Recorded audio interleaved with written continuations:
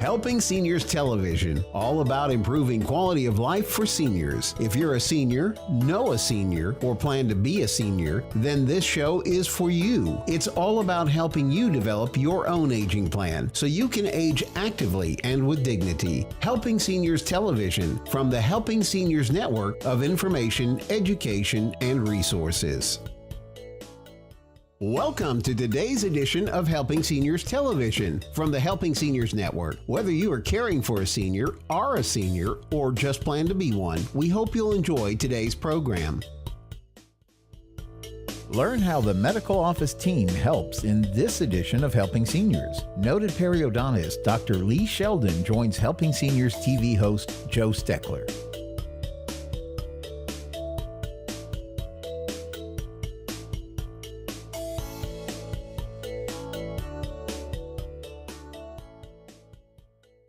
Welcome to this edition of Helping Seniors.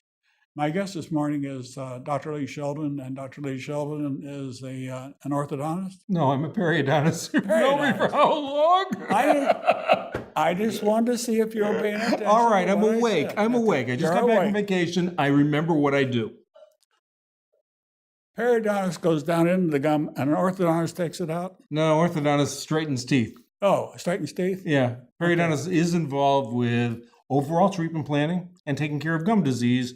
Gum disease is either the first or second leading cause of tooth loss, and we can prevent many people from losing their teeth if they just get to see a periodontist soon enough.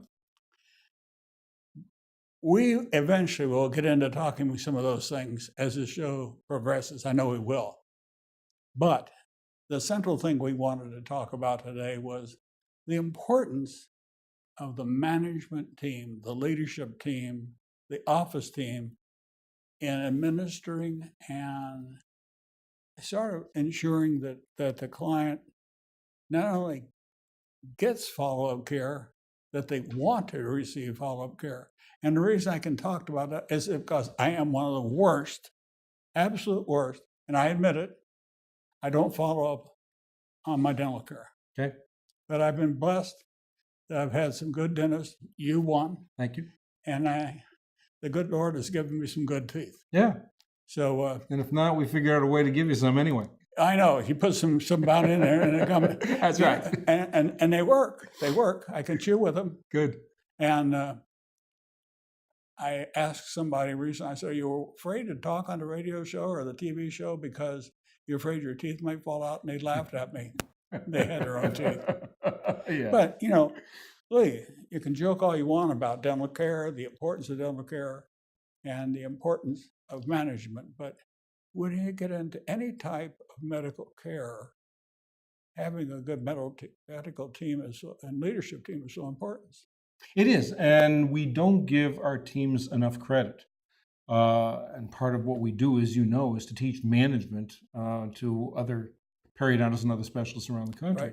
Right. But the importance of the team and the importance of leadership of the team and giving guidance, but allowing the team to expand as far as they can, as far as they're capable of, makes it better for me and frankly makes it better for our patients. But when you say allowing them to expand, what do you mean exactly by that?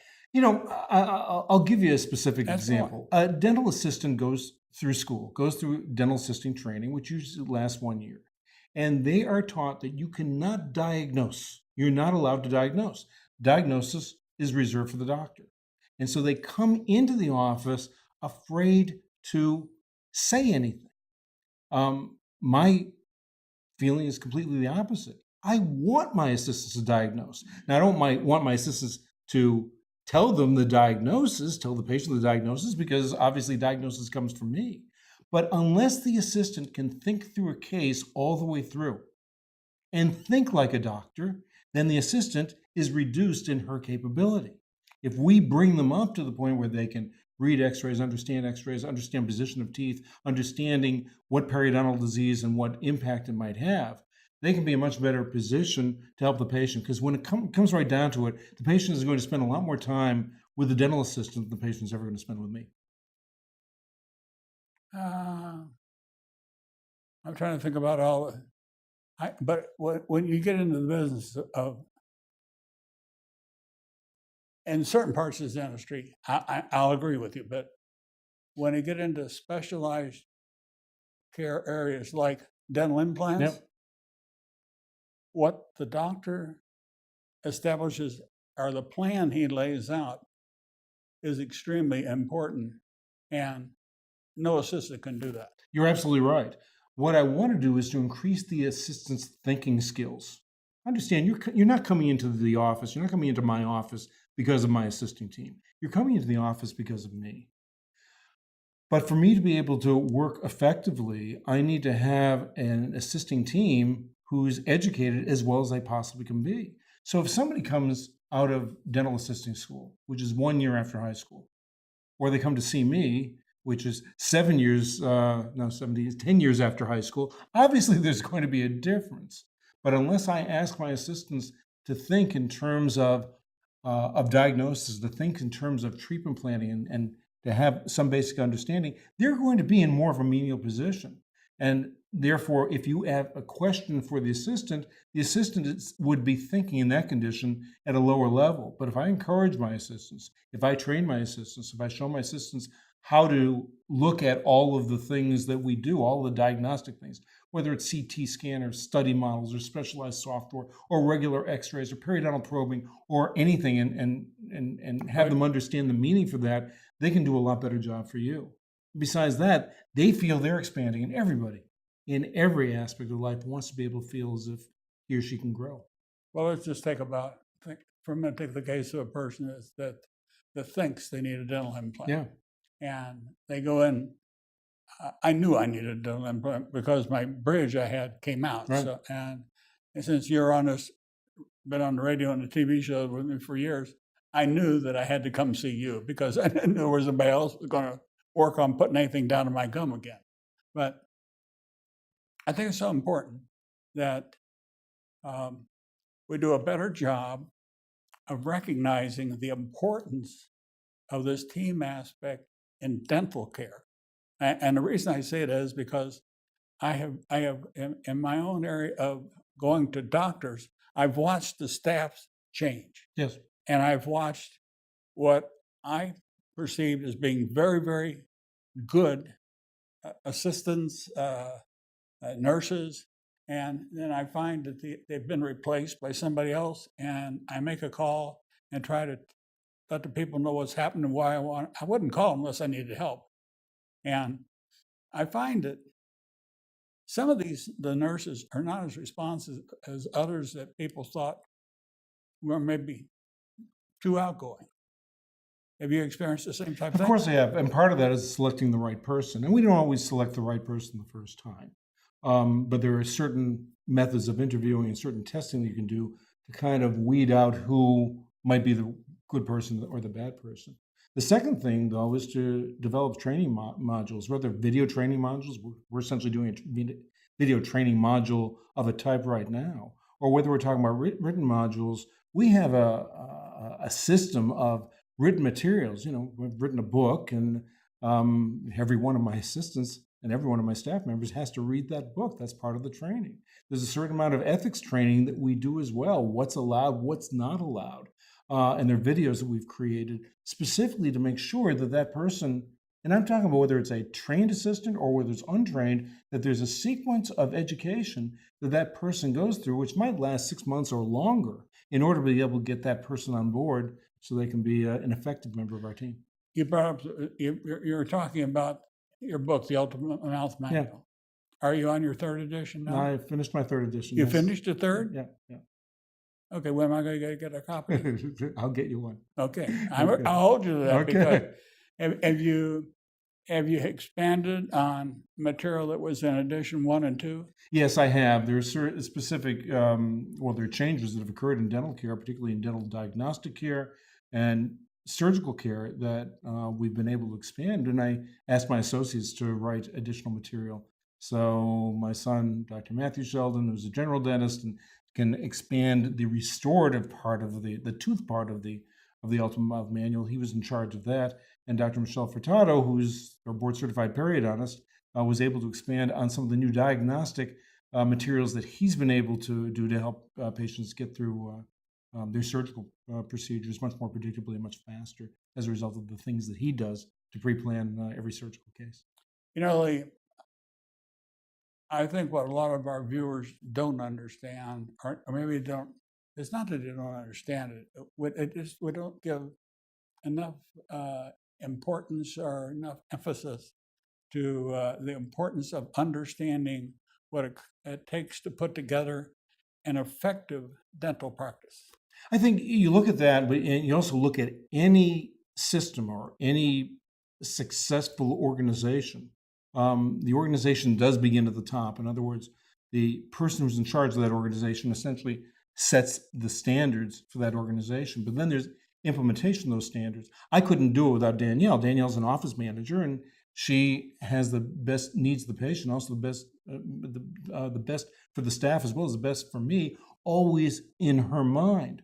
And when things are going well, she's expanding on that. And when things do change for the negative, and they do from time to time, we all slip, then she has to be able to look at that and be able to detect it early and then find out what correction needs to be made. One of the biggest things that Danielle does is to keep the tone level of the office high. Patients don't like coming into us, into a dental office, but if you can keep a happy tone level throughout the day, patients feel much more comfortable as a result. You mentioned that, and one of the things that we wanted to talk about today was what exactly do you mean by tone level? I think I know what it is, but you know, when we do television shows, doctors have different connotations as to what something means or how it affects others.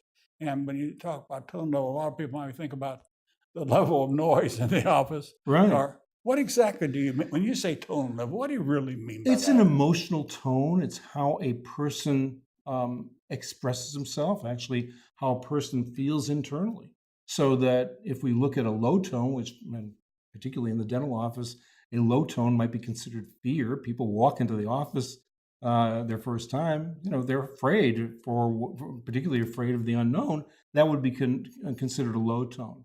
If somebody is enthusiastic, that would be a high tone. And there are different gradations of those tones in between. This concept was developed by L. Ron Hubbard probably 50 years ago in terms of qualifying what those tone levels are. Our goal is to be interested and enthusiastic so the patient can get out of that fear area and get to the point where they're interested in their own care. And if you walk in and you're fearful, all you're thinking about, what are they going to do to me? What's going to happen? If we can work with those tone and gradually bring your tone up to the point where you're actually listening to what I say and can appreciate what I'm saying, and we've taken away the fear because we've taken away anything that would cause any fear, then you can be much more involved in your own dental care. You have to make particular decisions. Not everything is a single decision. There are multiple choices when you come into complex dental care, and you have to be able to think with us in order to be able to allow us to help you. I would have been very concerned when I came to you and you told me that the teeth that were in here had to be extracted, and then you grew the bone so much they had to cut stuff off to get so that the implants would fit. But when you talk about fear, I think of remember the old Singer sewing machine, the treadle machine that you worked the foot treadle to make the. You don't remember that? No, I remember the electrical one. There's a foot treadle. The one before the treadle machine. There's a treadle dental machine too. Well, that's what I was leading up to. Good. And they had the old treadle dental machine thing. I can remember it. See that thing go up like that with all those pulleys and everything. And the dentist got that thing closer. And when it seemed like some of the bits were kind of like drills. I see that when you drill a hole in a masonry wall with a bigger bit, it had bigger chip things on it, and it kind of looked at and reminded me that's what that dental drill looked like. But dentistry has advanced so much over the years, and I don't think that. Well, I think that a lot of people that really truly need to see a dentist are still afraid to see a dentist. You're right. And Our practice is a practice that specializes in those kinds of patients. Many of the patients who came in, maybe most of the patients who come in, had given up on dentistry for one reason or another. And then finally, they're forced back into it. They finally say, I've got to do something. My breath smells, I can't chew, I don't like the way my mouth looks, whatever that is, or they need another opinion. And they finally have gotten to the point where they say, all right, I've got to go in, I have to find somebody who can help me in my particular condition. Well, that's different from the person who's been seeing the dentist every 6 months and is in the system. We're seeing patients who are out of the system. And so when we talk about phone level of fear, yeah, many of our patients walk in, they're scared to death. And so we have to be able to deal with that first. And the staff in particular has to be able to help that patient overcome that, because we pride ourselves on not creating the same experience that allowed them to leave dentistry in the first place. You have to work with that first before you can ever get into the dental part of it. Well, the reason I think, one of the reasons I think about what we're talking about this morning, Lee, is that I've dealt with homeless people. I've been associated with many people that simply live from paycheck to paycheck, from Social Security check to Social Security check. And I've looked at their mouths, and I've seen the decayed teeth, and I've seen, I knew just as a layperson that it required extraction. Now, whether or not you extract the teeth and just put a set of dentures in, or you can, well, people were in that shape. If they just could afford to get that stuff they had in there out and a set of clean dentures put in would be a step in the right direction. Sure. Yeah, and that's the first step. That's the elementary step. Yes, the elementary step. But it's just a shame to me that our country has not recognized the importance of our government. If you want to use the word government, I hate government interference and all this stuff, but we need to do a better job of thinking how we can make dental care accessible. I don't want to use the word affordable. I want to use the word accessible. And I think that we need a stronger voice among dentists, and I have them leading up to this for a reason, because I know what you're doing. I think we need to make a stronger case for selling the importance of mouth care to the general public. Well, we know the mouth care is important now, not just because of teeth, not just because of gums, but because mouth care has very much to do with overall health. We have, right, especially this thing. Yeah, we've got heart disease, we've got diabetes, we've got kidney disease, we've got Alzheimer's disease. Every time we study a disease in relation to dental disease, we find a positive correlation. So certainly we have to be able to help people to get this healthier in order to at least, I'm not saying this is causing everything else, right, but this could be contributing to overall health problems. And so we have to be able to take care of this area first. Okay. But we're talking today about the importance of staff, and we're talking about success rate and keeping staff. Who makes a rate and why is that important? But that's one thing. And let's relate this to something maybe on more on a national/international level. You as a dentist, a periodontist, have recognized the necessity to try to for us in the United States to access what some of the other countries are doing. And are you still involved in trying to develop those programs so that you, in the art of teaching or making periodontal care? When you went to Spain and you were doing some of these other things, Are you still doing all that? Oh, we're still doing training, outside training, in order to be able to elevate. In Brevard County, we want to be able to provide the best of dental care, and so yes, we have access to a number of different areas in order to be able to do that, including. And I want to go a step higher now.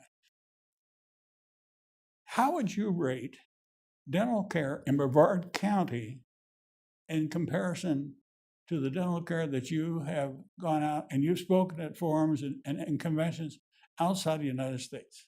Well, I think you're going to find a very level of care in every community. I don't think Brevard County is better or worse than any place in the United States. I think you have your upper level dentists and you have your lower level dentists. And the lower level dentists may be the ones that we're talking about, that who could provide denture care, but may not be able to provide the sophisticated care that we're talking about.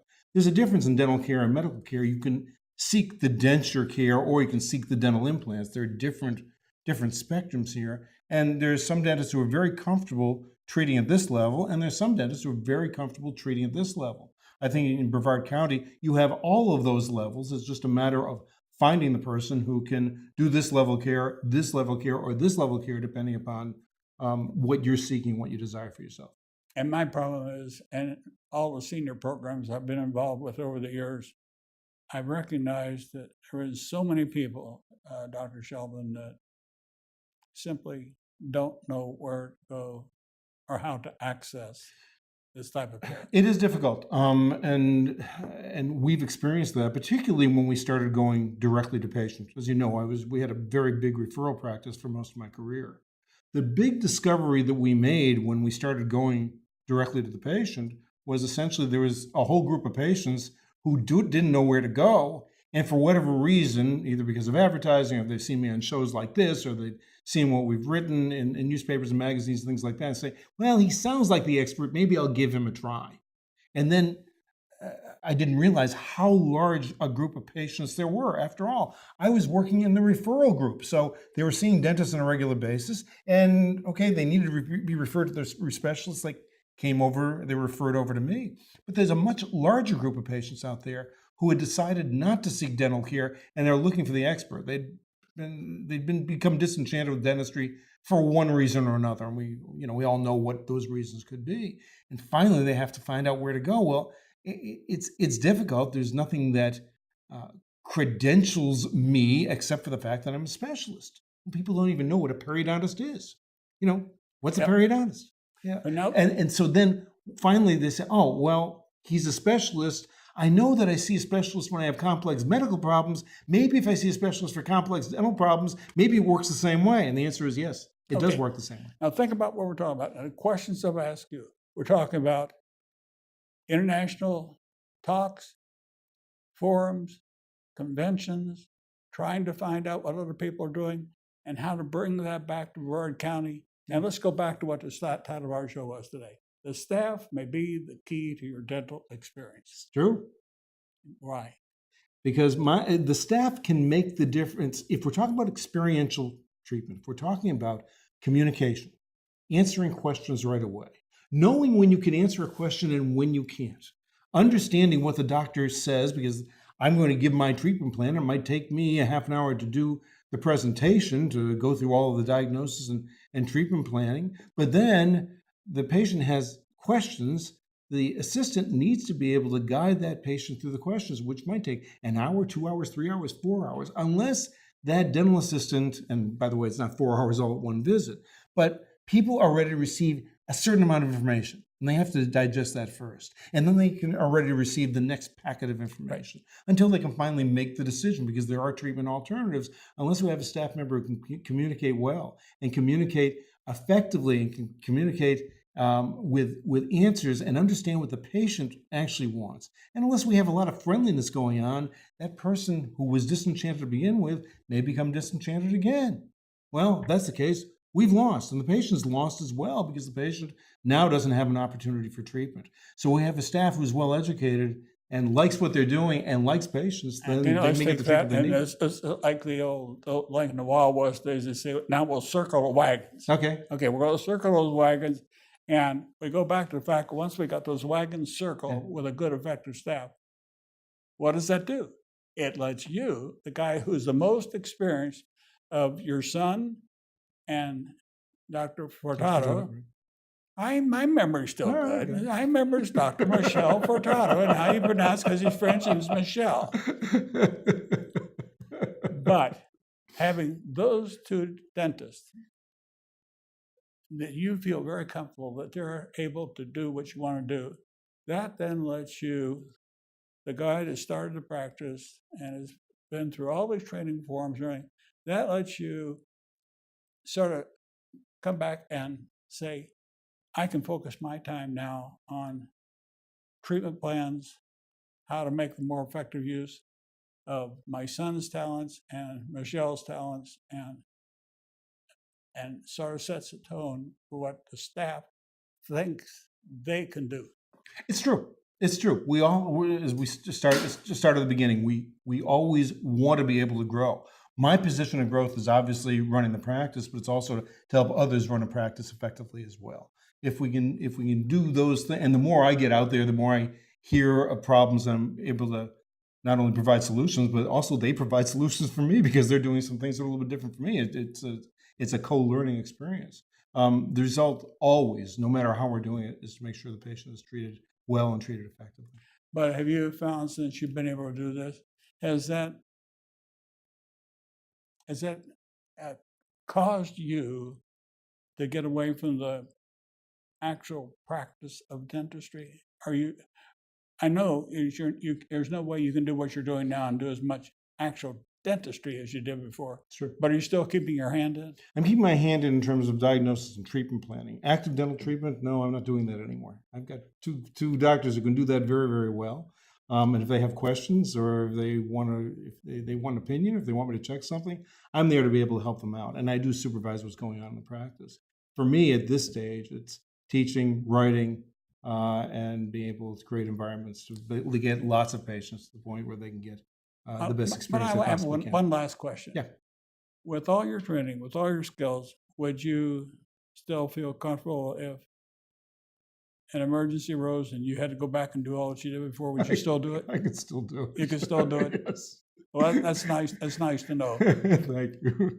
Thank you, Dr. Sheldon, for being here on the show today. I really appreciate always having you on the show. Thanks, Joe. It's always a lot of fun. It's great to do that. I'm Joe Steckler. Thank you for joining our program today. I'd like to remind you that our senior information line is available to you at 321-473-7770. There you can get help and direction that could be helpful for your specific situation or circumstances. The work of helping seniors is very important, but we can't do it alone. That is why our sponsors here in Brevard County are so important. I'd like to thank our many area sponsors, businesses and medical providers who support the mission of helping seniors that help us carry the cost of our media efforts. If you'd like to join us either as a business partner or simply donate as an individual, we would welcome your call at 321-473-7770. You are always welcome to visit our website at www.helpingseniorsofbrevard.org. Thanks so much for your help. It does make a difference.